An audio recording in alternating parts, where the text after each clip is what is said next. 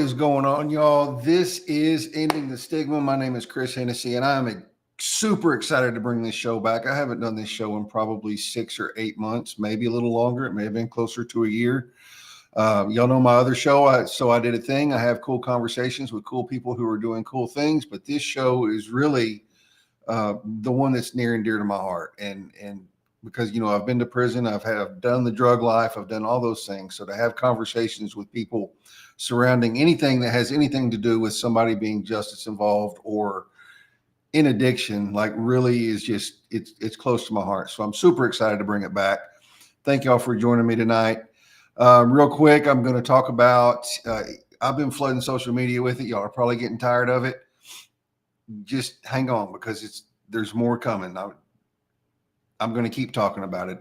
As y'all know, my brother Eric passed away a couple months ago from fentanyl overdose. After a couple months, and I was finally able to come up for air and just kind of get my head straight and start thinking. I thought I wanted to go to Memphis and see Ben and Jess Owens and see what they're doing with We Fight Monsters to end the drug and trafficking epidemic going on in Memphis. I texted my sister. I was like, hey, you want to go to Memphis with me? And she said, yes, I do. That was 2 Wednesdays ago, so a week and a half ago.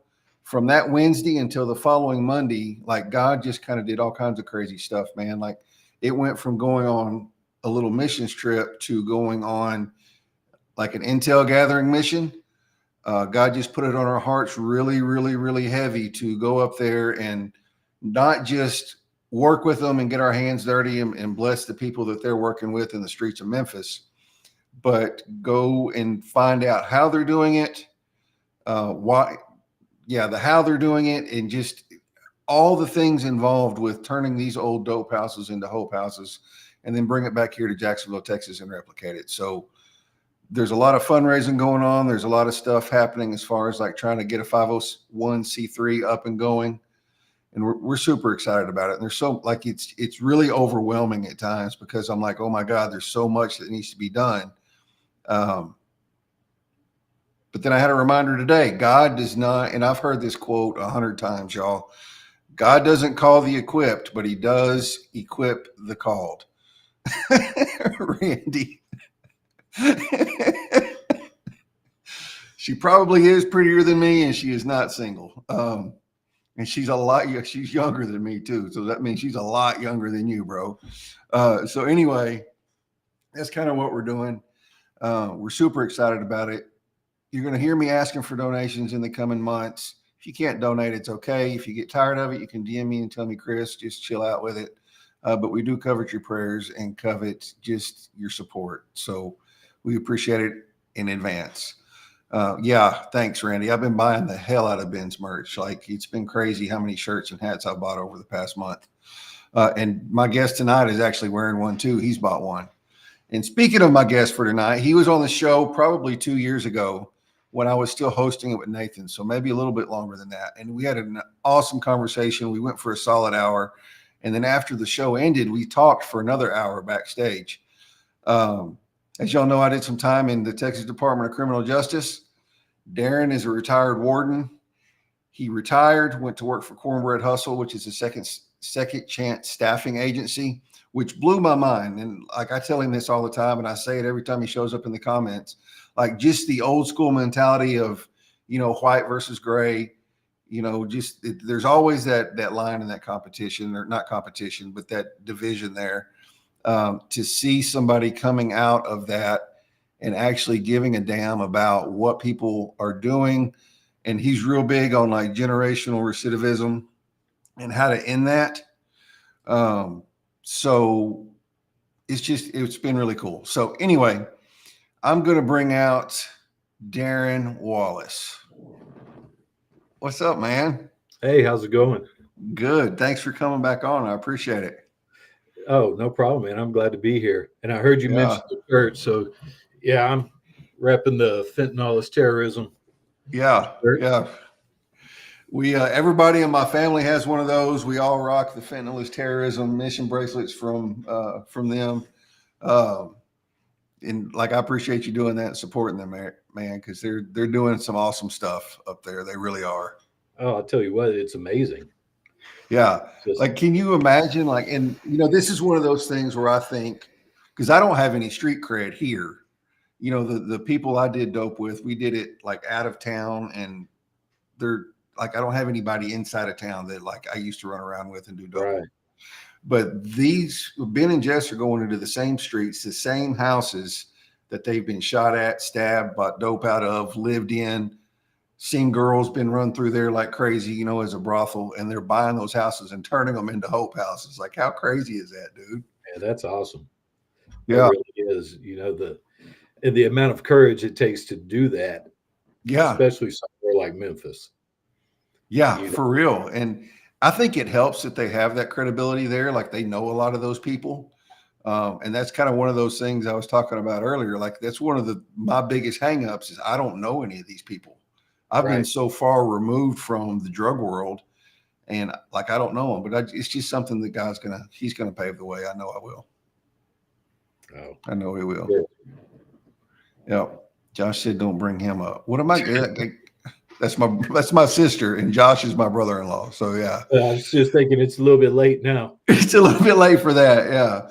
So, man, tell us, like, just give us a quick rundown of who Darren is, how long you spent working for TDCJ, and just kind of the evolution of your career up until right now. Oh, sure. Let me try to give you the brief synopsis. Right. So I started as a correctional officer in 1991, working death row at the Ellis unit. That was before it moved to Pulaski. And that was 1990. back when TDCJ was still rocking and rolling everywhere. Oh yeah, without a Yeah. doubt. And Yeah. I went from Ellis in 1994. I promoted to sergeant at the McConnell unit right after McConnell had opened up. And you talk about wide open and rocking and rolling. McConnell was it. Yeah. Yeah. 'Cause every prison just dumped what they didn't want on McConnell. Right. Right. So I made lieutenant in 95, made captain in 2000,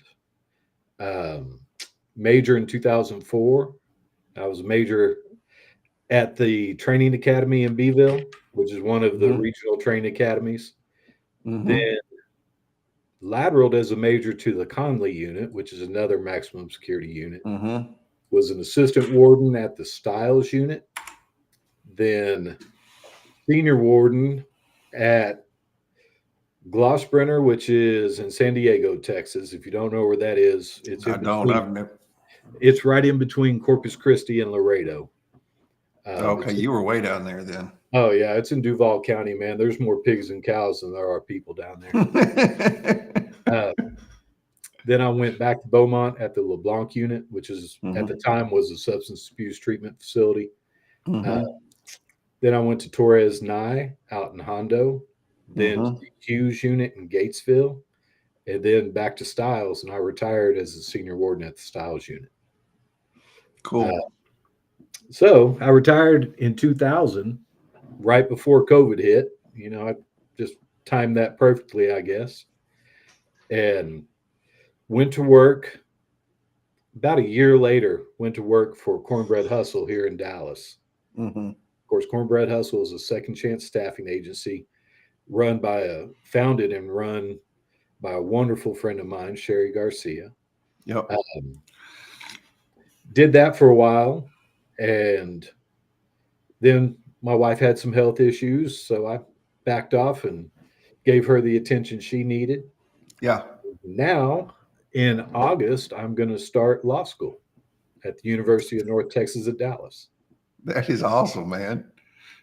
So that is awesome. I love like that post, and I made not really kind of a smart aleck comment on it. When you announced it, and you were like, "There really is life after TDCJ." Oh yeah, and I was like, "Yeah, on both sides there is. There is. Yeah." And kind of a full circle moment there for me was one of my letters of recommendation was written by one of my former inmates, Damon West. Anybody gets a chance, go look Damon up.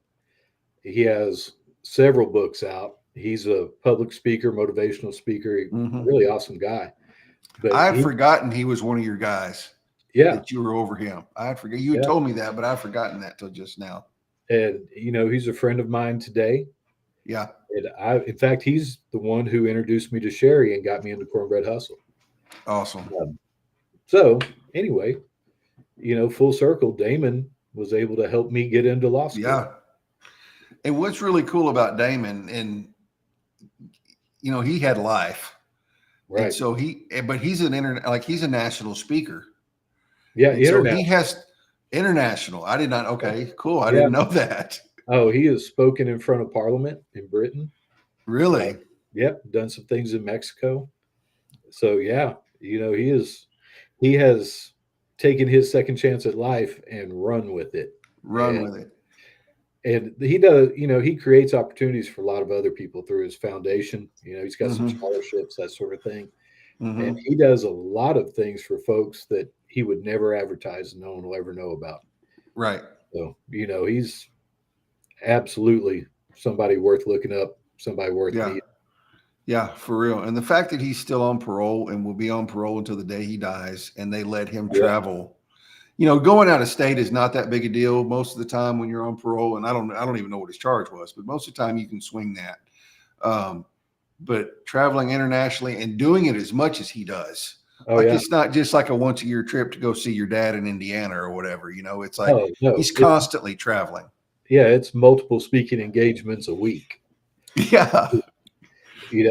I joked with him one time that he needs his own parole officer because the amount of travel paperwork they have to generate for him.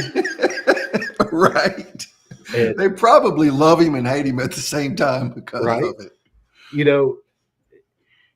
He posts a lot of times when he goes in for his monthly parole meeting. He does. Yep. Right there in front of the door. He posts a picture of the seal. Yep. So, he doesn't hide who he was at all and makes no excuses for himself.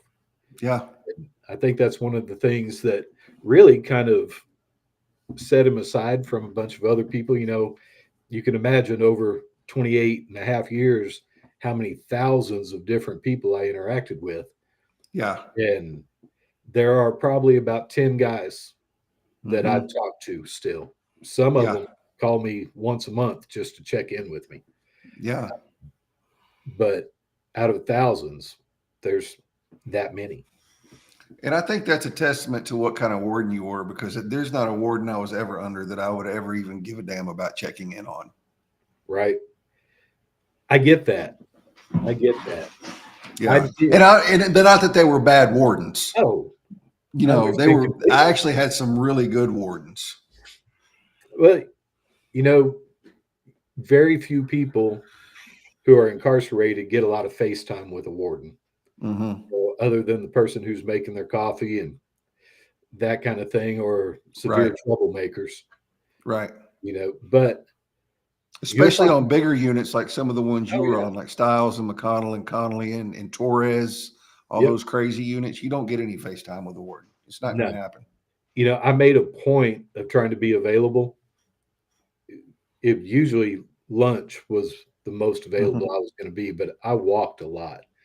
I got in early to my office because you can imagine people start lining up at the warden's office pretty early because everybody has their agenda they want to get taken care of quick. Right. So I tried to beat them to work so I could get my paperwork done beforehand and move on from there. That's Alicia. Yeah, she was one of my COs. Nice. Awesome.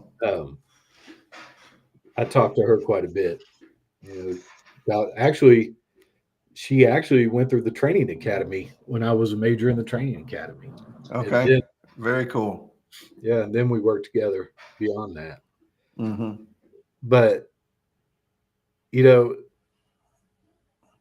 I made myself get into the hallways and get into the cell blocks and walk, and gave anybody that wanted it usually 30 seconds at least. Because usually within 30 seconds, if somebody's got a real problem, if they're just lonely, or if they just have never seen a warden they didn't have to talk to.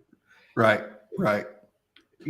So by doing that, I cut down on a lot of grievances. I-60s. I-60s, for anybody that doesn't know, is TDC's method for the incarcerated to be able to contact the unit administration. Yeah. And I read all my own I-60s. If I got an I-60, I read it. Didn't mean I responded to it. It was probably Right. usually 9 out of 10 times it was something that really belonged to somebody else, and I just shot it Right. down. Right. But I read them all because you just never knew what you'd find out by reading them. But giving people the opportunity to talk to you really made a difference. Mm-hmm. And it took me a while to learn that lesson. I'm not going to say I was like that when I started out. Wouldn't even fake that I was. Right. I started as a 20-year-old, so I really spent a lot of my growing up inside that prison, and Yeah. I promoted really quickly. So I went from sergeant to lieutenant in 13 months. Yeah. And then I was a 30-year-old captain. Uh, Mm-hmm. I had just turned 30 when I made captain. I was a 33-year-old major. So I moved up pretty quick. That's young to have that much Authority. authority over a couple thousand men. It is, plus all the employees you interact with. Plus all the employees, plus another couple hundred employees.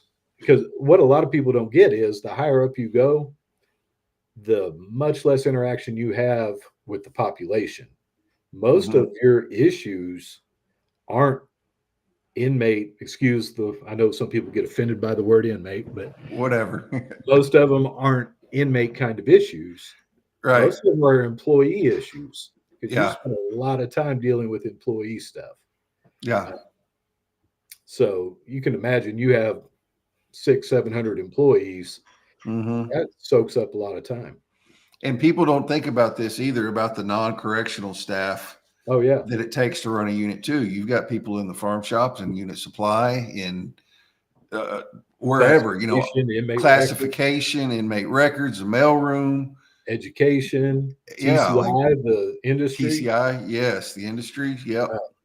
Yeah, I kind of compare that job to being a city manager Yeah. That makes a lot of sense.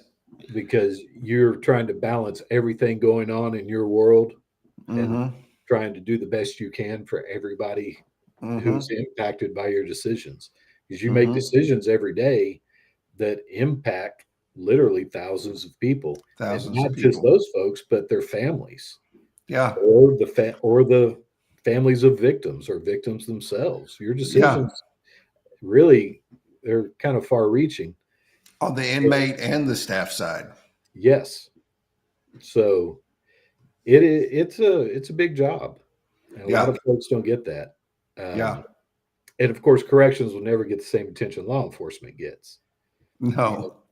because it's No. everybody has a mental image of what they picture Mm-hmm. correctional officers and wardens, whatever, how they act, how they look. I don't usually fit that mold. Mm-hmm. I used to joke that I look more like the warden's accountant than I did the warden. And TV, like I'm just thinking like TV in Hollywood, the way they portray it, they'll portray the cops as being heroes with some bad cops in there. But if you watch 99% of the prison shows, Oh yeah, COs are the bad guys. everybody's crooked. Yeah, everybody's crooked. Oh, even like we I watched. never thought about that till just now, but you're absolutely right. Y'all were the villains on TV no matter what. Oh, Blue Bloods is one of the worst. And my wife and Yeah. I watch Blue Bloods reruns all the time. But Yeah. let Danny go into Rikers, Mm-hmm. and he's yelling at the COs like everybody else yells at the CO. It's Right. ridiculous, And I can honestly say I never had anybody from law enforcement come into one of my facilities, whether I was a CO or a warden, who acted that way toward us. And Never. but what TV doesn't portray though is when they step on in through the gates, they're on your turf. If they start acting like that, you can throw them out. Yeah, you can, but most of them Yeah, would they're never not. never do that. No, Uh, no. it probably the most entertaining ones that show up are the Texas Rangers. Yeah, So, yeah, Chris is exactly right. TV yeah, portrayals are the worst, yeah. but it is what it is. Mm-hmm. Public perception is formed by all the media that we intake. Yeah. And for years and years, there has been mostly negative news that's been put Yeah. out about prisons, police, whatever. Yeah. Very rarely do you hear the positive stories. And Yeah. there's a bunch, you There know, are. and prison systems as a whole are really closed kind of society. And the Yes. administrations don't or haven't historically advertised the good things they do. Yeah. TDCJ has made leaps and bounds. I'm really a fan of TDCJ's upper leadership right now, uh, Hmm. but they put things out all the time through social media, graduations and just positive stories. Good. I need to go And follow them on Facebook. yeah, I follow them on Facebook and LinkedIn. Uh, Okay. so they do a pretty good job of doing that. Yeah. But I kind of soapbox about media representations, not just when it comes to Hmm. that sort of thing, but just about any subject. Yeah. We No, I agree.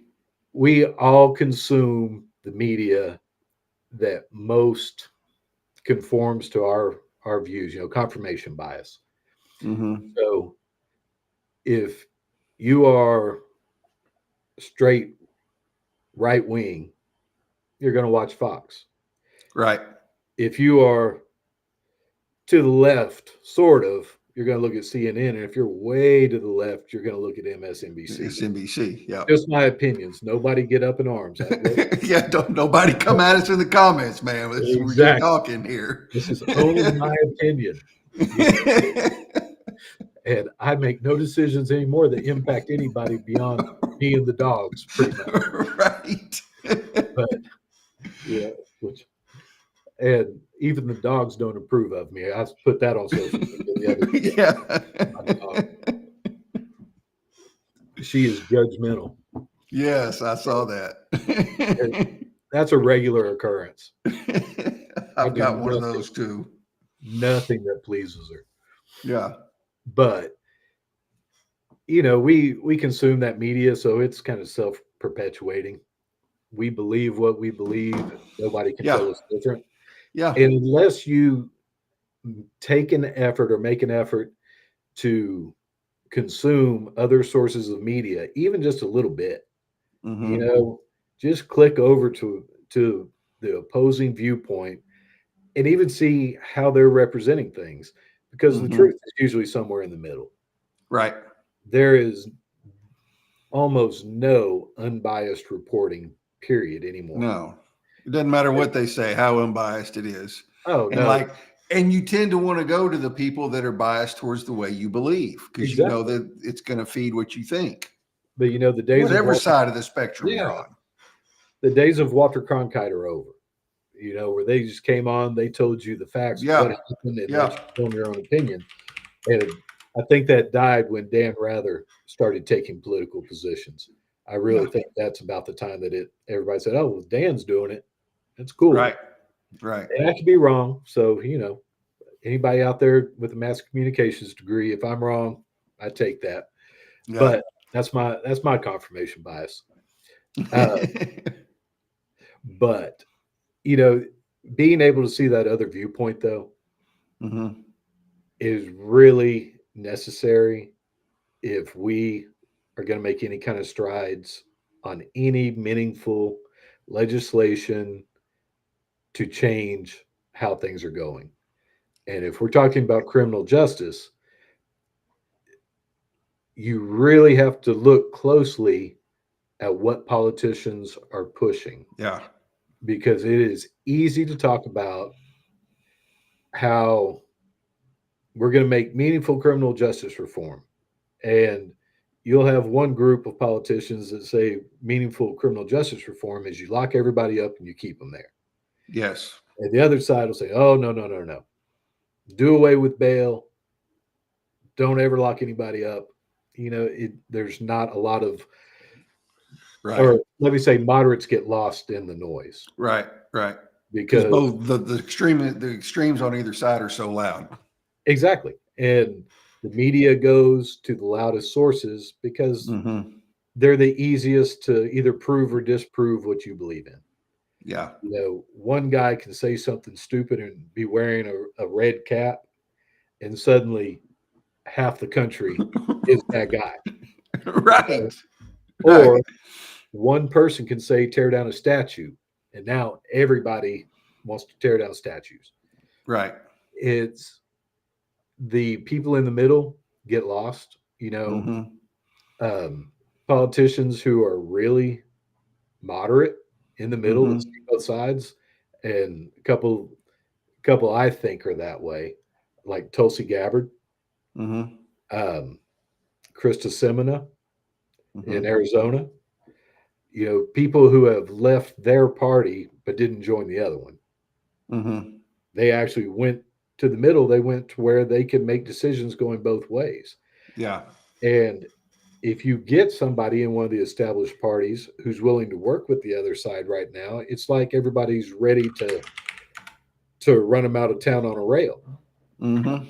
Um, you know, Bipartisan legislation is rarely bipartisan. And if Mm-hmm. something comes through that both sides kind of agree on, then those folks on either end are going to scream about how terrible it is. Mm-hmm. And It took. Oh, go ahead. Go ahead. Then I was going to I'm gonna say, say and something. we really need to remove ourselves from that noise. And if you want to enact change, and Ben and Jess are perfect examples of that. It takes nonprofits. It takes Yeah. people who are willing to take the reins themselves, take responsibility, accept accountability for what they're doing, Mm-hmm. and actually try to make things better. And I think that leads right into something we talked about last time you were on the show was the generational recidivism. Oh yeah, And I'm sure in the almost 30 years you saw it, you'd see dads and sons and maybe even grandsons or nieces and nephews or whatever coming in, yeah, and how that has to stop. It's two things that really opened my eyes last time we talked was the generational recidivism. And if you want to see things change in prison, and like it never even occurred to my little pea brain that if you want to see things change in prison, you got to take it to the legislative level. It right, doesn't matter how many phone calls you make to the warden or the captain or the major or the sergeant or even the director. It doesn't matter. right. Their All hands are tied. Anything you do in prison costs money. Any Yes. programming. That's why the volunteer base is so important in prisons, Yes. Yes. because that doesn't cost the state anything other than a correctional officer to hold security. Right. Uh, and that CO is going to be at work anyway, hopefully. So, you know, Right. I'm a realist. Right. We've But had more than a few services canceled when there wasn't security to work it. exactly. So, But on the flip, let me say this, and I'll let you say yes, that. On the flip, when there wasn't security, I've seen the lieutenant come down there and sit for us too. I have to. Um, I used to go in church services if I knew I didn't have enough, even as a Yeah. warden. Yeah. And, church services and chow halls, those Mm-hmm. are like safe spaces for wardens Mm-hmm. because other people don't want to go work those. Right. There were a lot of times I would disappear into a chow hall if I was short staffed and I would work that chow hall. And it Mm-hmm. was amazing how many problems could wait Right. because nobody was going to come in there because they'd be afraid to go, hey, while you're here, I got Right. something I need to go do. Well, here, you just go ahead and finish working this. Exactly. So, you know,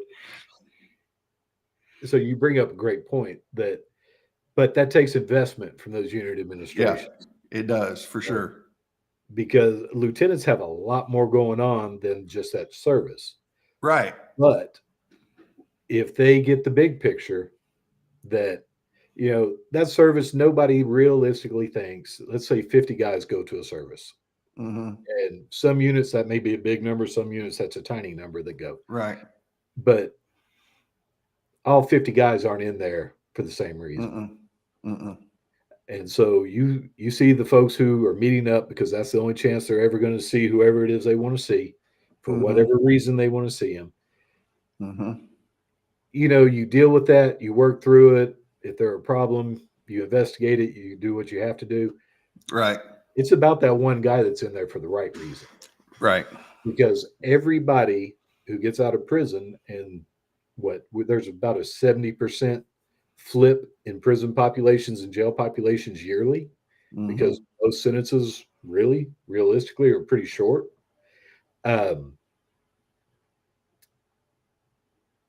Everybody that gets out has the potential to either victimize or not victimize. Right. They're going to do one of those two things. Yep. And if everybody you reach that is not going to go create new victims is a positive impact that you've made. Yes. As an organization, not just as an individual, but as the organization itself. And if you believe in ripple effects and generational incarceration, that one person makes a difference. Because that is somebody that's going into the community that's going to take care of what they have to take care of, who can be a positive influence on their kids, other young adults, whatever, and possibly prevent more things from happening, more victims from being created. Right. So, you know, the days of lock them up, keep them locked up, don't give them anything, feed them bread and water, whatever folks like to say. Food loaf. Yeah. Now, I will say there is a legitimate need for food loaf. No, I know. I say that, but I get it. I do. You know, but you make a good point. You can't lock them in cells and feed them Johnnies all day. That you're not accomplishing anything. You're demoralizing the hell out of them. You are. And really, those lockdowns like that are more work on staff than having folks moving around and doing what they're supposed to be doing. Yeah. So if you kind of lost my track there, I got stuck on food loaf. Well, while you regain your train of thought, let me just talk about what food loaf is for a minute. Sure. If you have a problem inmate, maybe he's violent, maybe he's whatever, maybe he chunks his tray back out, they would take whatever was being served, basically throw it in a blender, blend it all up, make it into a loaf, put it in the oven, and that's what they would get served. So they would take all the vegetables, all the meat, the cornbread, maybe pour some pancake batter in there to bind it all up, throw it in the oven and bake it, and that's what you ate. Yep. Now, I will say this, the breakfast food loaf wasn't bad. I have heard that. I've never had food loaf, but I've heard breakfast wasn't bad.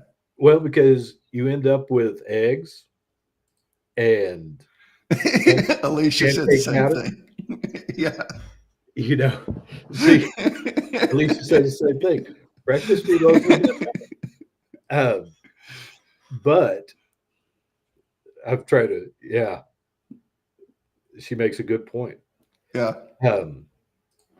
So the other meals, that food loaf wasn't good.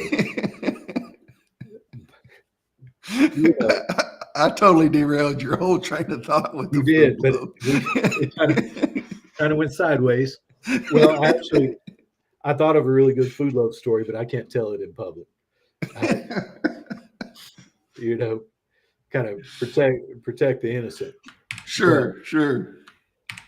Ask me afterward. I'll tell you the food loaf story. Okay. But anyway, back to ripple effects and generational. Back to ripple effects. Yeah. Generational incarceration. Yeah. When you put people back out into the community who are not trying to do the right thing, who don't care if they go back to prison, they don't care if other people go back to prison. Right. And they don't care about who they victimize. I felt safer walking around maximum security prisons, even in close custody and ad seg. G5. Most people know close custody is G5. Yeah. I felt safer in those areas than I feel walking through the Walmart parking lot at night. Mm-hmm. Shoot, some parts of Dallas, safer walking through prison than I feel in those neighborhoods Right. during the day. Yeah. And, I'm not a shrinking violet. I'm 6 feet, Right. 200 pounds. But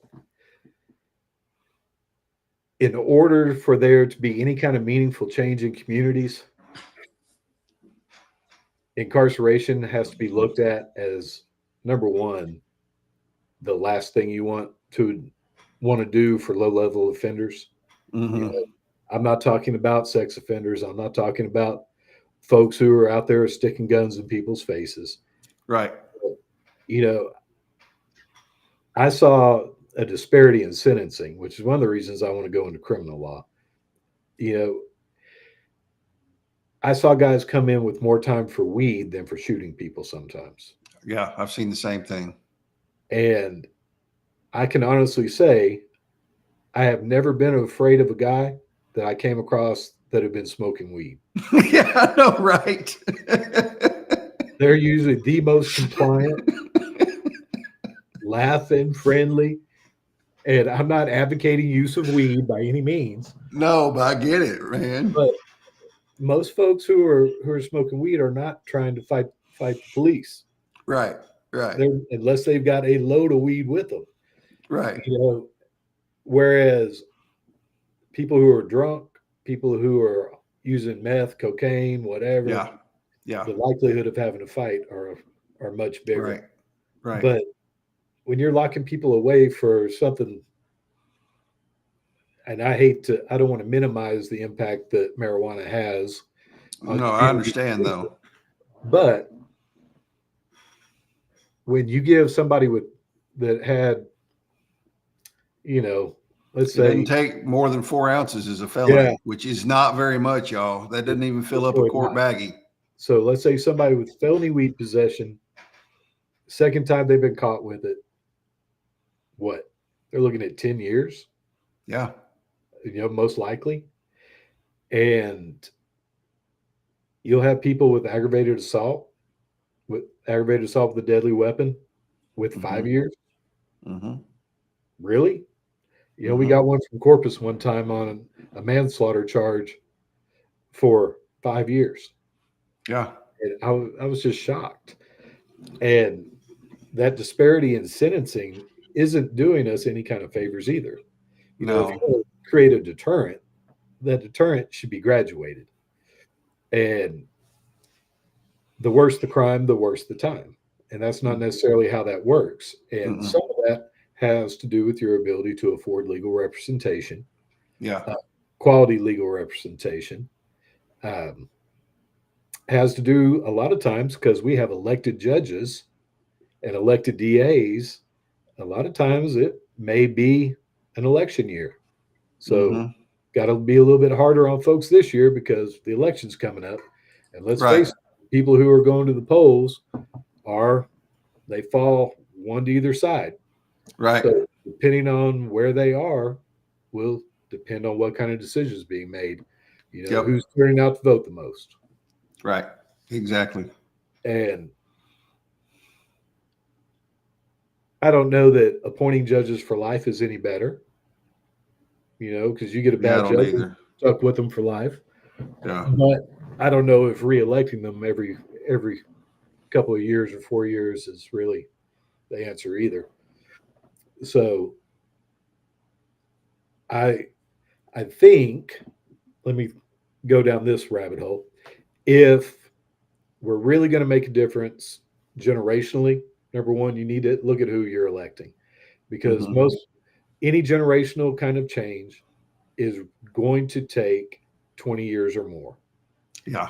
You're not going to pass legislation and within 2 years see a dramatic drop in recidivism Mm-mm. or a dramatic drop in crime. You may Mm-mm. get a little dip that Right. shows, but it's going to, as soon as the interest goes away, it's going to start climbing again. Mm-hmm. So find politicians who aren't trying to be politicians as a career Right. because those folks will step out on a limb and actually support legislation that's a little more far reaching than somebody who's trying to get reelected every 2 years. Right. If they're trying to get elected every 2 years, their decisions are based on the next election cycle. And Yes. I don't care if you're a Democrat, I don't care if you're a Republican, that's true. And incarceration, like I said, incarceration should be the finish line of the criminal justice system. Mm-hmm. But the starting line doesn't even need to be criminal justice per se. There are a lot of youngsters, like elementary school youngsters, who can be identified as at risk early. Yes. Yes. But trying to impact that raises all kinds of issues because parents get mad because Mm-hmm. their baby would never. Right. Uh, Right. Right. if my wife bought those little wooden signs you see at curio shop kind of things. It says something to the effect of, as soon as you say my child would never, here comes your child nevering like they nevered before. I love that. Yeah. And that's a fact. And then you have that parent, then you have the other parents who don't care at all. Right. Hey, it's your job when they're at school, you take care of them. It's not my Right. job. That's what you're paid to do. Right. There needs to be some intervention and intervention with some teeth, and that will take legislation and court battles in order to Yep. do it.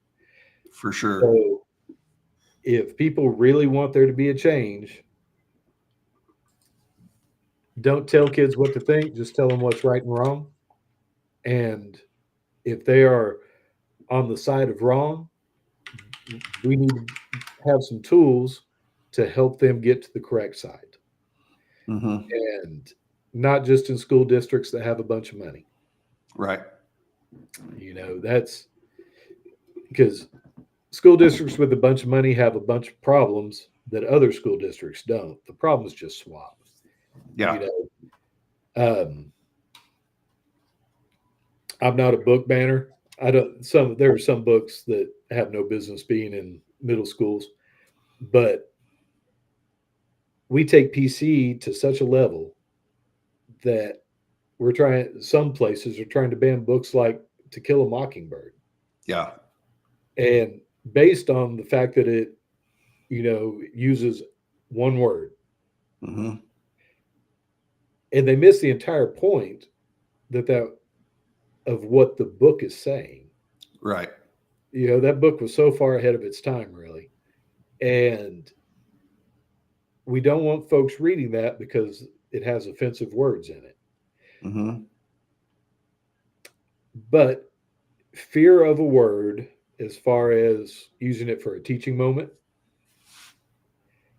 takes away your ability to teach why that word's wrong.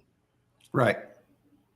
And I just use that one word as an example. We create new words all the time. I mean, I said earlier, don't get mad because I said inmate. That's just, that's my lexicon. I started working in prisons in 1991. Yeah. So every day there's a new word that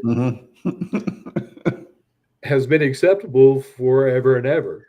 Yeah. And suddenly, not only shouldn't you use that word going forward, but if you used that word electronically 30 years ago, or somebody finds an electronic print from 30 years ago that you used a word, and I'm certainly not talking about the word that has been taboo forever. I mean the new words we're making up. Right. You're now judged by today's standard for something you did 30 years ago that was perfectly acceptable. Yes. Exactly. I watch TV shows that are only 10 years old right now sometimes. Mm-hmm. And there'll be things where I go, couldn't do that today. Mm-mm. Not at all. That'd never make it onto the network. I watched Blazing Saddles. It was on one of the 51. It was on one of the our local Fox channel is 51, and Laugh comes underneath the 51 umbrella. So it's 51.4 here. And it gave a warning, this show was usually made whenever at a different time or something like that. I mean, they ripped on everyone though. It was an equal opportunity. Well, that was, I mean, I don't know how else to explain it. I'm not saying it was all right. I'm just saying people were not offended like that. Yeah. Well, no, because we were able to laugh at ourselves. Right. Exactly. Archie Bunker. Yes. He didn't exist. If some of y'all may be too young to know who Archie Bunker is, but I think the show was All in the Family. But Archie Bunker, that character did not exist to tell white America that it was okay to be that guy. Right. Archie Bunker existed to make fun of that guy and say that's not okay. Right. Exactly. So, one of the funniest TV interactions ever was between Archie Bunker and George Jefferson. And go look that one up. I won't talk about it because I'll get canceled. Right. We'll have my whole show kicked off of. Exactly. But I mean, go look at that. And the whole point of that interaction was making fun of people that do that. Yes. And, we had a different way of approaching it. And it wasn't to say, okay, nobody can buy Bud Light because Bud Light made a decision you didn't agree with. Now, I'm not saying people don't have the ability and have the power to choose what brands they buy. That's not what I'm saying. But both sides make a concerted effort to cancel opposing views. And opposing views and our ability as a nation and a people to debate those views back and forth without wanting to kill each other is what has enabled the nation to move along. And I know a lot of people believe it hasn't moved fast enough. Some think it's moved too fast. I'm not going to take a position on that. But you compare what we've been able to do with what other countries who didn't have those freedoms, don't have those freedoms, are able to do. And we are choosing to identify with some methods that don't go with our national values. You don't have to believe what I believe. Right. I don't have to believe what you believe. But we ought to each be able to respect the other's right to believe that. Yeah. And we can debate it back and forth till we're blue in the face. But when it comes to, okay, now nobody is allowed to talk to Chris ever again, and Chris can't have a job, and Chris, if he has a job, needs to be fired this minute. Right. Because he doesn't agree. Right. And as long as we're continuing to do those things, we're not going to move forward. And as long as we're busy fighting about that kind of crap, we are not going to enact any kind of changes that are actually going to have a positive impact on our society. Yeah. And I know I went way down a rabbit's hole on that one, but no, it's okay. You can tie all that back into legislation and criminal justice and all that kind of stuff. Exactly, because every minute we're worried about whether little Johnny is reading To Kill a Mockingbird or not, and forgetting what lesson that book is supposed to have, and people are, trying to get each other taken out the doors at school board meetings over it and all this other stuff. Yeah, it's just crazy. And when the real things we ought to be watching, a lot of that is a distraction. Oh, for sure. And while you're distracted with this, these wars are starting all over.